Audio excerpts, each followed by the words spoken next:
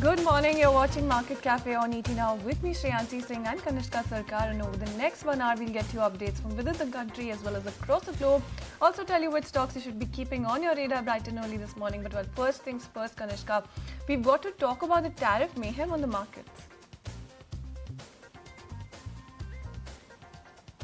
Absolutely, Shreyansi. First of all, a very good morning. Speaking of US stocks first, the Wall Street took a heavy beating following President Trump's sweeping tariffs, witnessing the biggest slide in US equities in 5 years. In fact, the US markets wiped out as much as $2 trillion in market capitalization within the first few minutes of trade. The Dow Jones ended almost 1,700 points lower and has slipped into the correction territory, meaning a 10% fall from its peak. The S&P 500 fell 5%, while the Nasdaq tanked 6%, shedding over 1,000 points during the day's trade. Now, this action follows the worst day since 2020 for each of the three major indexes. Now, Thursday's sell-off also hit the mega-cap technology stocks especially hard, with Magnificent 7 index sliding more than 6%. Collectively, the stocks in the Magnificent 7, which led the market higher in both 2023 and 2024, lost more than $1 trillion in market value. Now, the pain was felt across classes. The US dollar, a supposed winner from Trump's tariff plans, has extended losses to slip below the mark of 102, while the Bloomberg gauge of the dollar fell most on record. The yield on the 10-year fell 4%. Now, if you look at the weekly movement, the Nasdaq Composite has led the way lower for stocks, falling 4.5% as the tariff plan drove investors to reduce their risk exposure. The S&P 500 and Dow Industrials have slipped 3.3% and 2.5% respectively for the week. Now, both Nasdaq and S&P 500 are tracking for their worst weekly performances since September 2024 and the sixth negative week of the last 7. Now, the global market sold off after Trump on Wednesday itself announced a baseline tariff rate of 10% on imported goods from all countries going into effect on April 5th. Now, several nations face far higher levies, according to the White House annexure.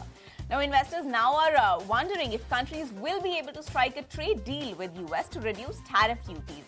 Well, Trump has said he's open to trade negotiations, and about face from earlier statements by administration officials. The US markets crashed. Oil prices also fell after a key OPEC Plus producers meeting. Over to you, Shreyansi, for a quick crude price check.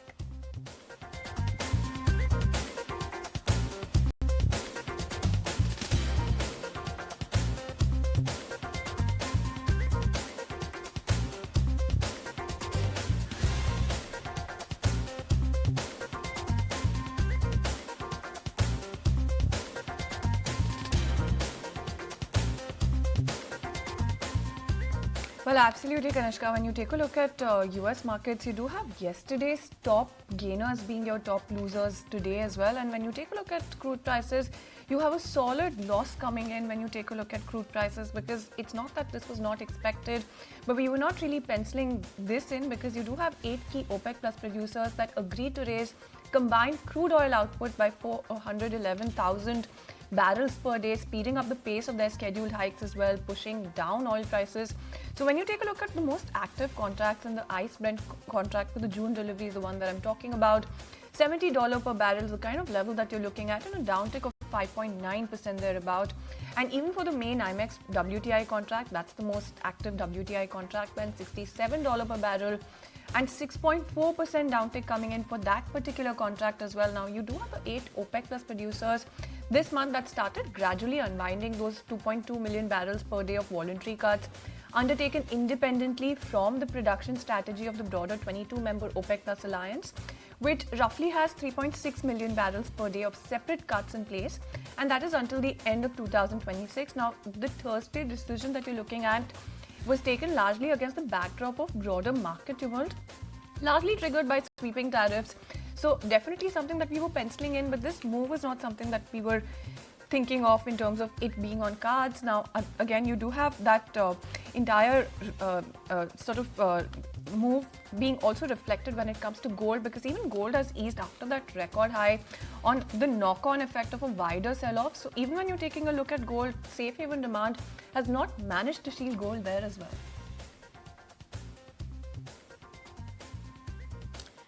Absolutely, Shanti. Now, moving on, let's get you some cues to watch out for today. Lots of cues well globally. In US, non-farm payrolls data is expected today. In China, the markets are closed. Well, in Japan, household spending data is what we are watching out for. Now, in terms of corporate action back home, Biocon and Power Grid boards are mulling fundraisers. On the other hand, Hudco board is to mull a 65,000 crore rupees borrowing program for the financial year 26. Next up, Warren Beverages is to trade ex-dividend today. Now, in terms of other events to watch out for, Fed Chair Jerome Powell is to speak. Over in South Korea, the court is to rule on President Yoon Suk-yeol's impeachment today. Alright, then moving on to top headlines this hour. Then, after multiple White House aides insisted that the new tariffs were not a negotiation, Trump said that he would be open to negotiating with other countries about the duties. Reportedly, the US president has said that he would be open to tariff talks with other countries if they offer something phenomenal. On the flip side, however, top Trump aide Peter Navarro also said that the tariffs are not a matter of negotiation. Remember that these remarks from Trump was the first sign, in fact, since implementation, that the US administration could be willing to offer respite on the tariffs in exchange for a deal.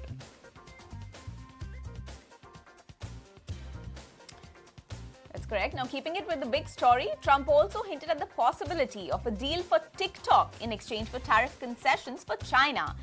He in fact said that a deal is close on TikTok with multiple investors involved. Remember, TikTok faces an April 5th deadline to reach a deal to find a non-Chinese buyer under threat of being banned from the United States. And shifting focus to key reactions from international organizations, then IMF top boss Kristalina Georgieva has expressed concerns over the impact of tariffs on the global economy. In fact, Georgieva has also said that the tariff represents a significant risk to the global outlook. In her statement, she also alluded to the fact that IMF has made an appeal to the US and its trading partners to work constructively to also resolve trade tensions and reduce uncertainty.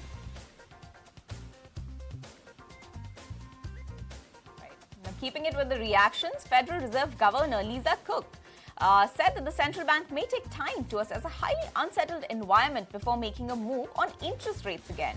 Now, Cook believes it would be appropriate to maintain the policy rate at current levels while continuing to vigilantly monitor developments. Then let's also get you the word coming in from brokerages. Then Goldman Sachs sounds warning bells around global growth. In fact, Goldman Sachs also believes that tariffs may prompt the Fed to cut interest rates more than previously expected. In fact, as market participants digest the implications of tariffs, executives at Goldman also believe that economic outlook is now clouded by US trade policies that would likely trigger retaliation from other nations. Right now, some tariff news back home. Now, in the latest, as per highly placed government sources, the US side is observing India's responses closely, and India's response to the reciprocal tariffs will become part of the negotiation regarding bilateral trade agreement. My colleague Sumit Chaturvedi joins in with more details.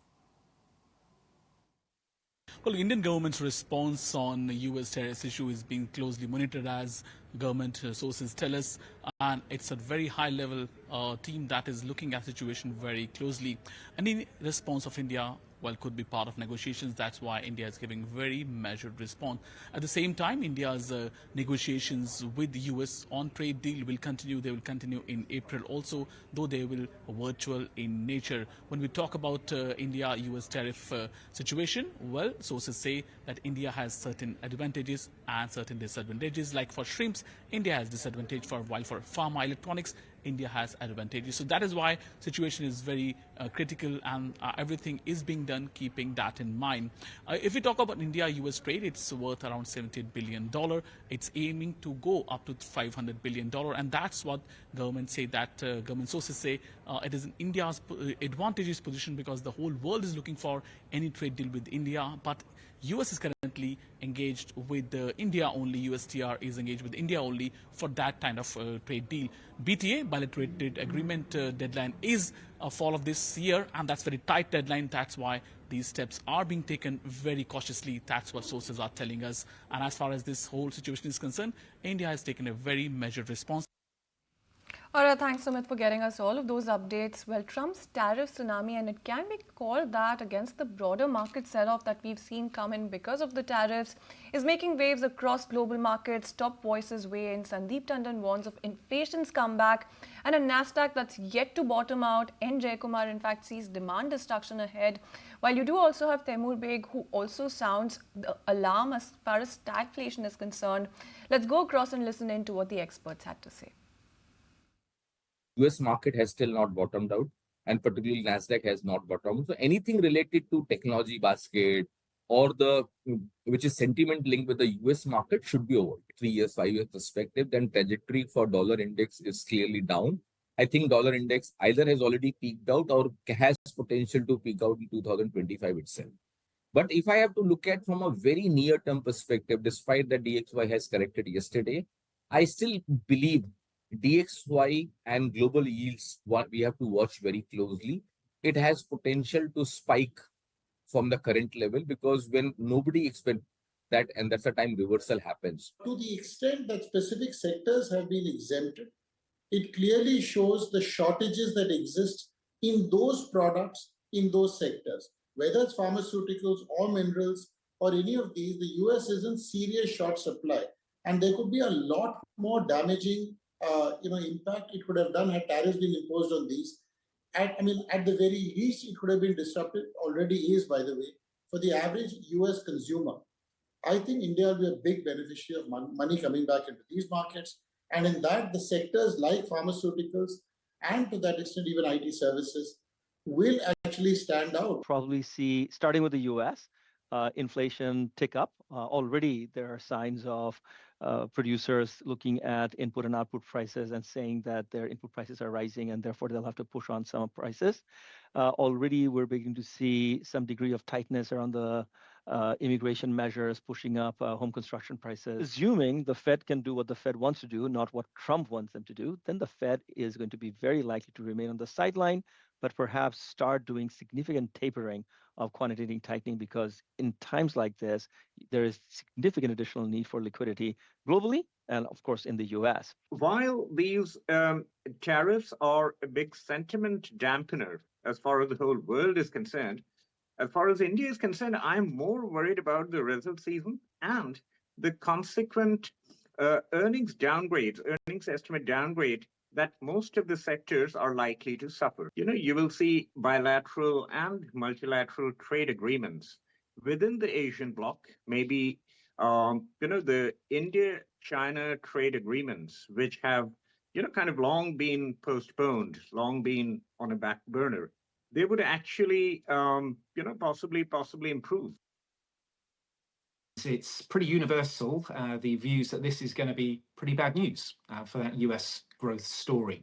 As I say, consumer spending is going to be under downward pressure, and businesses are going to be facing a very uncertain economic environment. Are they going to be putting money to work immediately? Maybe not. So there is this sense that stagflationary risks are on the rise. So it's not just the tariffs that India and other countries have to contend with. They've also got to acknowledge that the growth cycle may be changing quite rapidly in America as well. This economy is not going to do as well as we thought a month ago, and that's the Fed saying that. That's also a consensus saying that. So the U.S. economy is going to suffer. We're not going to have as much growth, and we're certainly going to have higher rates of inflation in response to rates of inflation moving a little bit higher over the next, say, 7 or 8 months. Slowdown that we are likely to see in the US. I also don't anticipate a full-scale recession, negative GDP growth, but I can see, as we move into the second half of the year, lower GDP growth and a slight uptick in inflation. That is not really, I think, a good news for emerging markets. Those are the reactions coming in from global experts when it comes to Trump's tariffs that were imposed yesterday. Now, with that, it's time to take a very short break on this edition of Market Cafe. Stay tuned for more on the other side.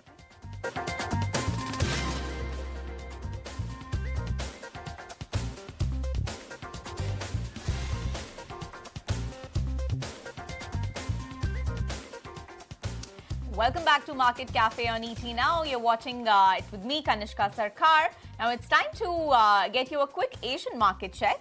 Well, the Asia Pacific markets extended declines this morning as well, tracking steep losses on Wall Street after US President Donald Trump rattled global markets.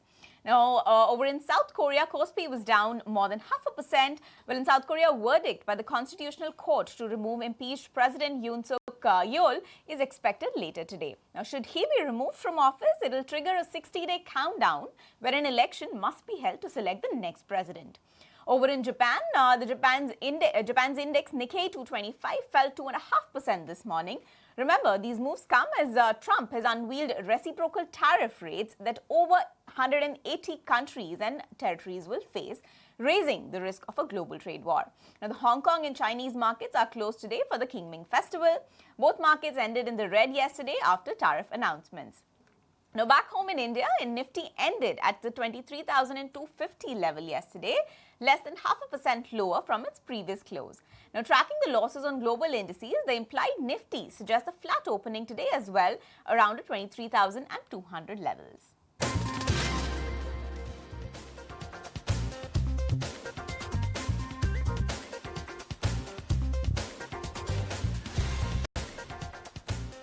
Hello and welcome back to Market Cafe on ET Now. You're watching it with me, Kanishka Sarkar and Shreyansi Singh.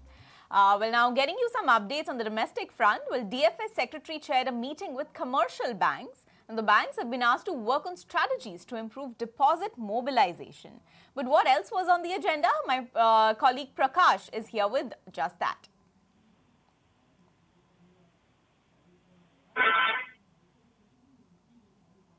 Yes.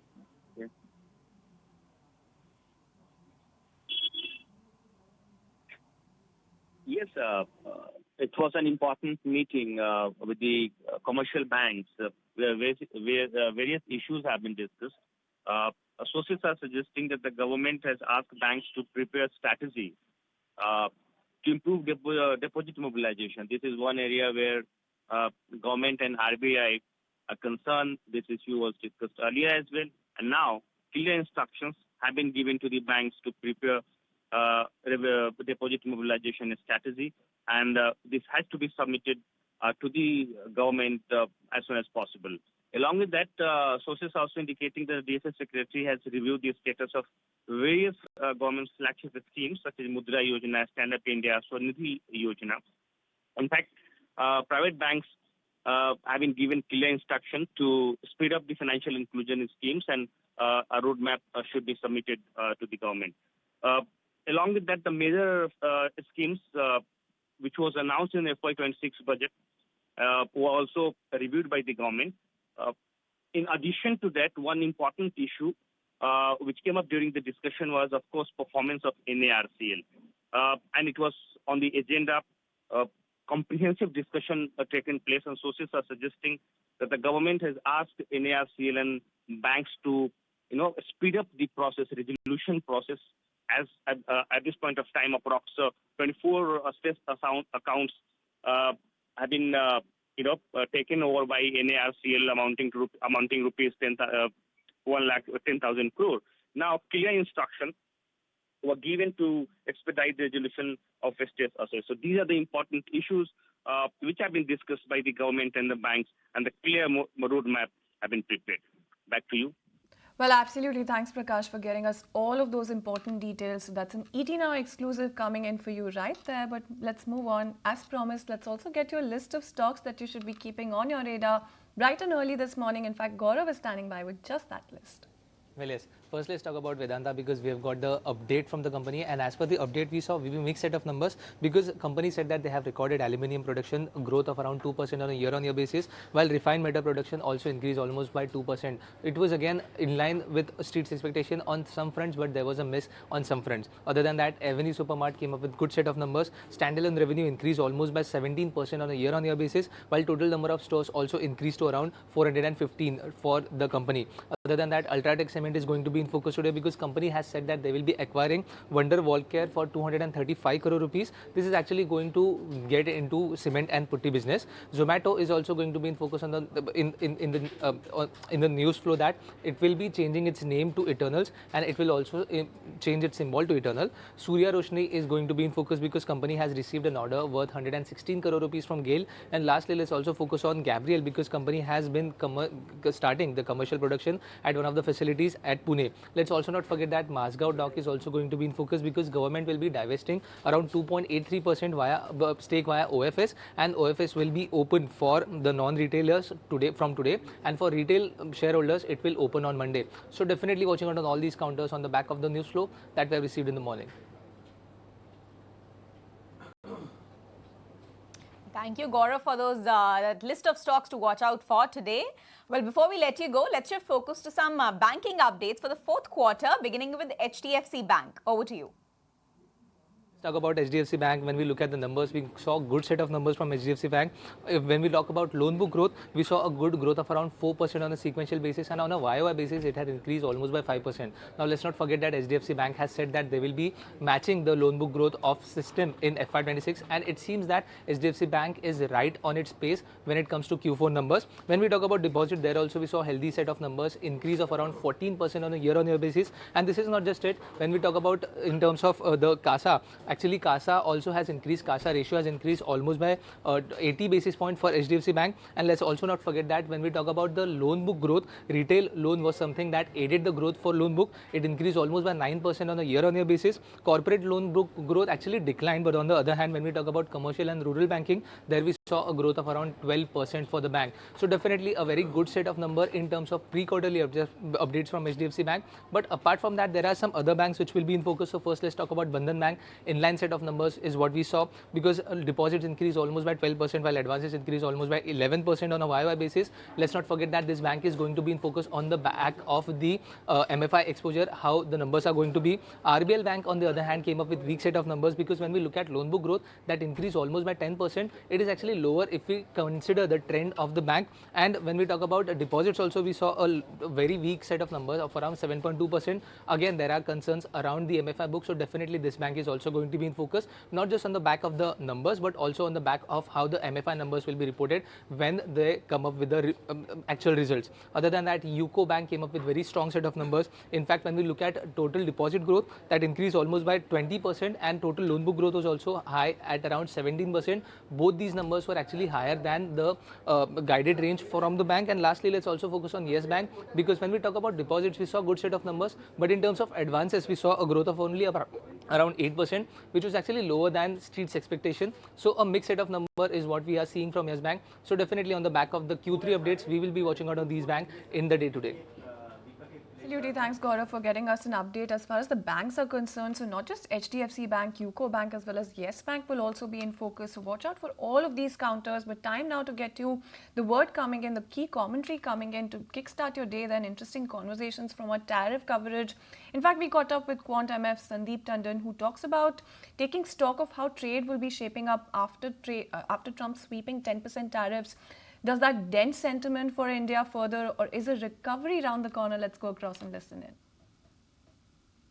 The way Trump has played this game, I think it's a well-calculated game. He has created so much noise, he'll like to shake a lot of people, and then he will come on the table to negotiate. So like whether you're talking about India settling by September or so. So I think this one tariff is announced, then I think country-specific negotiation will start. And I think with this announcement, there will be acceleration in terms of talks process. So I expect sector-specific tariffs will also come into play. And this is the peak of the tariff which we are seeing for India or maybe for the rest of the world. I think going forward, it has only potential to come down. That's the way I read Trump. He's a smart negotiator. So first he has disturbed everybody. Now he's set on the table and try to settle it. So which will be the maybe short term, it can create disturbance in the market. But if I look at the market from a second half perspective, I think it can come back. And stock-specific opportunity, let's say India-specific, let's focus on India for time being. I think it's a India-centric opportunity, which we talked about, larger infra theme or hospitals or hotels, or even talk about the PSU basket. I think the India-specific thing, pharma has been our top sector pick for a while now. I think these are the opportunities which I like to capitalize rather getting too much worried about the global demands, which has obviously has its impact, but there is opportunity also. So I will play the opportunity game rather than getting too much bogged down on the global environment. Sandeep, something that you track very closely, you think the trick is going to be in the dollar index, the way that's going to move in the months following now, that's going to dictate perhaps which way the global money is going to churn? So answer is yes and no both. Okay. But what we have to, like, if I have to talk about from a very longer term perspective, let's say talk about 3 years, 5 years perspective, then trajectory for dollar index is clearly down. I think dollar index either has already peaked out or has potential to peak out in 2025 itself. But if I have to look at from a very near term perspective, despite that DXY has corrected yesterday, I still believe DXY and global yields, what we have to watch very closely. It has potential to spike from the current level because when nobody expects that, and that's the time reversal happens. So I'm not getting very complacent about DXY, but yes, I agree. The largest structure has slightly weak, which is a good thing for emerging markets. See, what we have to look at until the month of January, the extraordinary money flow was going to the US market. If I look at analyze the cross-border data, then definitely it's a very large cross-border flow was there in the US market. I think now that has reversed. And India will be beneficiary of that reversal process, provided even our currency, which has also partially appreciated. So I think emerging market as a basket will do better. Look at Europe has done better than the US. So I think we don't have to look at an isolation market. I think we have to look at the relative opportunities. So European market looks better. Even I'm not that negative on China. Maybe today it has corrected, but entire emerging market is a beneficiary. If I have a patient investor for, let's say, 6-8 months perspective, I'm not talking about very far away. If I have to a 6-8 months perspective also, I think India is a buying opportunity from the current levels. Okay. Sandeep, so can I say that, okay, I'll tell you what, let me rephrase this question. I'll take the clock back and say that in the month of March, the following factors were at play. Dollar was strengthening, it has weakened. FIs were selling, they've stopped selling. Earnings, economy was slowing down, contraction for India has stopped, and tariff concerns were occupying center stage, which has been addressed. So can I say that all the headwinds in the market have now become tailwinds, and it is time to be reasonably, it's time to now turn reasonably bullish for the rest of the year, and market trajectory is not going to be lower, it's going to be higher? If you want to look at this way, answer is yes. We can say with good amount of confidence that we have seen selling exhaustion on the FI side. This was the biggest negative news which people were anticipating. Finally, that 2nd April date is also over. This is also behind. Now, this is the worst case scenario. The tariff has been announced. The only thing is that for India or any other country, I think negotiation will start. So that Mandavali will start in true sense. And has a now going forward, if I ask me, it has potential to and can come down the rate. This is the peak rate we have seen. However, you might see some sector-specific rates which has still not come out in the public forum. Let's say pharma is one aspect, or semiconductor, or some of the other spaces, or aluminum, copper. They might be sector-specific thing, and with a minimum expectation of 10%. But I think now that will all depend on the country to country how. And I think India has already taken the lead, so it's a good step, a right step, I will say. So maybe by September, with a lot of people are expecting that it should settle down. I am even optimistic that even settle down much earlier than the September. So maybe worst is behind us. Selective buying opportunity is there, and domestic centric economy stocks one should be. I will not use the word aggressive buyer, but I will be buyer in these things. Well, an opportunity in disguise for India is what Sandeep Tandon is penciling in as far as tariff impact cues are concerned. We also spoke to Rashi Talwar Bhatia, the partner and portfolio manager at Ashmore Investment Management India, on the sector she finds attractive, from large cap private banks to power space. What does she think of the AI theme and more? Let's listen in to a slice of that conversation. Large private sector banks, I have never seen them this cheap. They're trading practically one standard deviation below their average, long-term average multiples, price to book.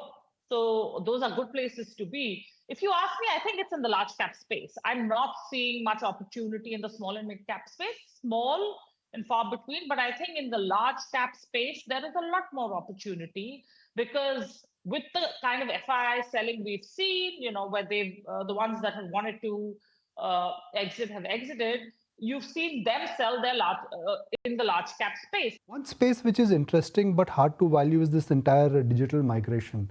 I mean, we can be reasonably sure that companies like Zomato, Policybazaar, they will grow. But how do you value them, I think, is a question mark. So I just want to understand your thoughts that how are you betting on this digital migration and how are you valuing some of these so-called platform companies? Yeah, it's a great question. I think when you value these kind of digital migration companies, you have to have a larger view on the overall trend, right? So you cannot look at, first of all, there's no history. You can't look at price to earnings or price to book, but you have to look at more broader decadal trends. So I mean, women in the workforce. We are at a point where we're seeing more women enter the workforce than we ever have before. That changes the structure of consumption dramatically. If a woman is out of the house for 8-10 hours a day, she's looking for ways to make life easier at home, and that could be food, e-commerce, through e-commerce or quick commerce, or she also now spends more on herself, whether it be the BPC, beauty products, right? Not just makeup. We're looking at new things like skincare. So again, these are all sectors which are going to grow much faster than their underlying basic staples or basic discretionary, because you have a trigger to growth over there. And these are decadal changes. 2005, it was 23% of women in the workforce, and we're now at 37 right now. You just preempted my question because I know that you've called out this mega trend in women in workforce inclusion as a mega theme.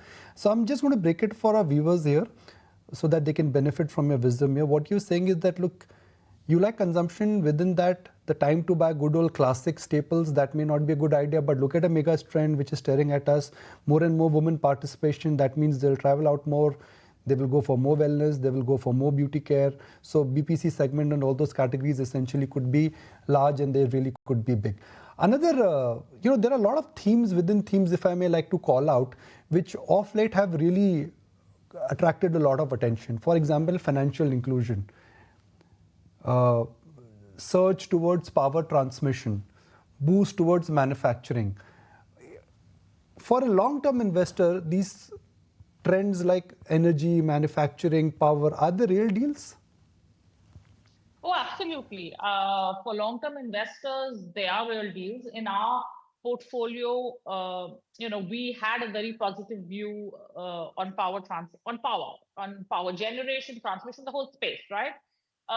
But just the history of how power generation has played out in the country and the uncertainty with contracts, etc. And the long gestation periods that go with the power gen space, we were happier taking a position on the power transmission space or building out of power transmissions. And these are companies which have shorter project cycles, it's quicker to the market, cash flow cycle is better, all of that. So you pick in the space where you would like to be positioned based on the fundamentals of the company. But that's, I think, the reality is that there is absolute money to be made in the space. IT, when I say IT, I'm talking about the classics here. IT services. I mean, I distinctly remember when I started my career, Infosys was a high growth company. It was growing at 100%. Today, they are struggling to grow at 10%. Given what is happening because of AI and given where disruption is happening in terms of the productivity shifts, is IT a sector which you should avoid, or it's a sector which could spring in a surprise? That completely out of time on this edition of Market Cafe on ET Now. Thank you so much for tuning in. You don't go anywhere because the market takes all of the action forward.